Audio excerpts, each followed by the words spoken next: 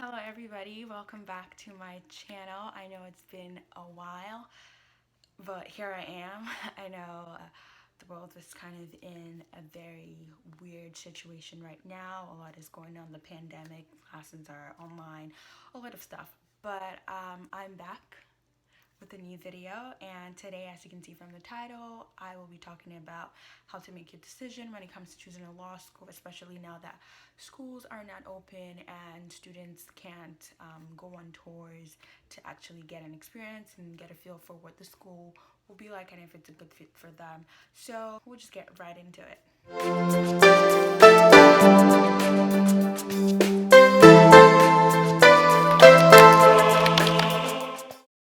I know I've been gone for a minute, and you might have missed me, maybe not, but I missed y'all, and that's why I'm back here with a new video. I know this is a very interesting time for a lot of people. Having to make a decision to attend law school is huge, and having to figure out where you want to go to is even a much bigger decision. I think arguably through the law school admissions process, probably one of the biggest obstacles you have to go through. But as always, I am here to walk you through the process, and we'll just get started. Given the current situation and given that we're in a pandemic and we don't know how things are going to pan out in the next few weeks, in the next few months. One tip I have for you is to pay attention to how schools are responding, especially the schools you're interested in attending. So you want to know how they're going through this process. Are they giving students the opportunity to share their own thoughts and how they would like to proceed with their legal education? I know some schools currently have gone with the pass or fail for this semester. So the fact that schools are able to decide that pass or fail will be the best option for their students, I think is something to consider, because you want to be in an environment where students' ideas are actually listened to. I know that that is something that I looked for in a school when I was trying to make my decision, to look for a school that would be supportive of people's views and where they stand. And I think now is a very interesting time to be able to kind of weigh that out and see how schools are reacting. Also, given that schools are currently closed, the students are not able to go on campus and get a feel for what the school is like. You can't see the interaction between students and their professors, or interaction between students. You can't really see what the class setting is like. Is this an environment that you see yourself thriving in? I know that that is the part that sucks for a lot of students, but I think you should not let that deter you from looking for a school that really stands out to you and really fits with your interest. I think you should try to stay in touch with the admissions office. I know a lot of offices are currently open and are willing to work with students, incoming students.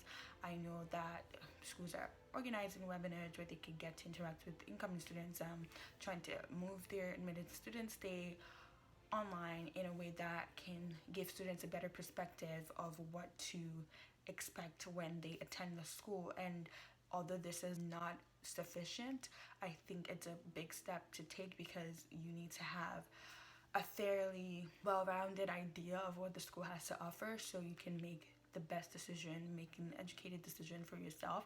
Also, I think reaching out to the students themselves, current students at the law school, would be a good move to make, because you can only get so much information from the administrators themselves, and being able to get firsthand the experience of students would be really helpful. Even if you're not able to get to them through the admissions office, I would suggest getting on LinkedIn. Students are really very willing to share their experience and willing to give guidance to anyone who's seeking it. And I think that you find that LinkedIn is a very great resource. You could get on there, search the school you're interested in, reach out to any student that you think might be able to give you a good idea of what to expect and what the school offers. And I think it is not a terrible it's not a terrible idea to it's not a terrible route to take. Like right now, those are the things I would suggest for you to do given the current pandemic that we're all going through. But things I would encourage you to think of and keep at the back of your mind would be to think of the state that you're going to be the state that your school is located in, and the state that you would like to practice. eventually out of law school and see how the career service helps students who are interested in practicing in other states outside of the school year, outside of the location your school is located in, because I know that sometimes looking for employment outside of your school's location can be a little difficult, and having to build that networking opportunity, it could take more effort than you would if you were just trying to remain in the state your school is located in. So I'll encourage you to reach out to career services and see how they're able to support their students who are looking for employment outside of the state, and are there opportunities like networking opportunities? Do they connect students with alums in the state that you're interested in, and trying to navigate how that will work? Because at the end of the day, everyone is trying to look for a job, and you want to see how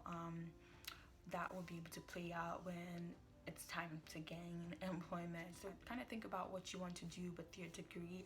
I know that this is a very daunting issue for people to start navigating right away, but I think it's very essential towards tailoring your degree and your experience, because 3 years runs by quickly. My first year is almost done and it kind of flew, and it's really essential to kind of have an idea of what you would like to expect of your education. It doesn't have to be set in stone. People come in with one idea of what they would like to practice, and it changes throughout the 3 years, and that is totally fine. So if you have an inkling of whatever you like to practice, that would be great, because then you could, when you're looking for your school, when you're trying to choose your school, you could kind of tailor it towards that. Like if you're interested in academics, you want to look for a school that's kind of top of the rankings, because that will give you the opportunity to network with your professors and be able to kind of work with them to ensure that you could write scholarly articles and all of that. Because when you're trying to look for a job as a professor, they want to see that they want to see what you have to offer, and they kind of tend to look at those that have attended the top ranked schools. If you're looking to practice in public interest related work, you should look at the kinds of clinics that are offered at your school, because at the end of the day, you want to get a lot of hands-on experience prior to getting your job. If you're looking for big law, look at the places that your school has been able to push students toward, and where the student is thriving right now. And this information can be found on the career service website. I think looking at that would be helpful. So another thing to consider would be the kinds of extracurricular opportunities. So is there a journal for you to write on? And what is the process like? Do you have to write on? Do you grade on? This varies by school, and you want to have a good sense of that, because sometimes some schools grade on, and that means that students, depending on your GPA, you don't necessarily have to go through the whole writing process. After your first year, you could just automatically get entered into a journal or the law review just based off of your GPA. And for some, this might hurt them, so some schools go through the write-on process. And so if that is something your school does, that could be to your advantage if you don't end up having a high GPA your first semester. So this is really something that I think you should also consider. You should also consider how OCI is run at your school.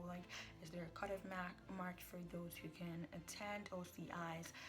Are students able to choose who they want to interview with, or are the employers given that opportunity to choose who they want to interview with? There are so many things to consider when it comes to choosing a law school that is just not solely based on the academics aspect of things. Also, definitely consider where the school is located, because a school's location can kind of make or break your experience. If you're in a location where it's super expensive, it's hard to afford anything, nothing is accessible, that could make or break your experience, because then you have to kind of juggle with so many other external factors that would not make your law school experience go smoothly. And you definitely want to make your law school experience go smoothly, because it is already a stressful situation. It's going to be a stressful 3 years, and you want to have the best opportunity to excel. Also, consider what that cost of living will entail. Is it going to be super unaffordable? How much is just getting around, how much is it to just get by, like groceries and all of that. I think that's something that people don't often consider, but should be taken into consideration, especially like if you're taking out loans, how are you going to budget that at the end of the day, and is it something that you could be able to sustain yourself with? And going off the last point with the cost of living, like you should also consider the tuition. How do you plan on affording this? Are you going to go through loans? Are you having that paid for by family or whatever? How are you going to fund your legal education? And if the school is offering you a scholarship, definitely try to negotiate that to a higher scholarship if possible, because I personally wish I had done that, and I had that knowledge before, but for some reason I think I just got so complicit and just thought, well, they gave me a scholarship and that's okay. But honestly, I would say you should try to negotiate that, because there's a chance that you could get more, and that's less money for you to take out in loans. But yeah, I think this be where I'll end the video. I hope it has been helpful. There are definitely more tips, but these are the ones that I think are very essential to consider, especially when trying to narrow down your options and trying to pick the one that fits you best. This is definitely a trying time. I understand that it's kind of scary not knowing like what classes will be like come fall, like if students are going to be able to go back to in-person classes and all of that. And 3 years is a long time, and you want to make the best of your decision. So hopefully these tips are helpful. If you have any questions, definitely leave them down in the comment, and if there are any other video ideas you have for me, definitely leave them as well in the comments. And I will see you in my next video.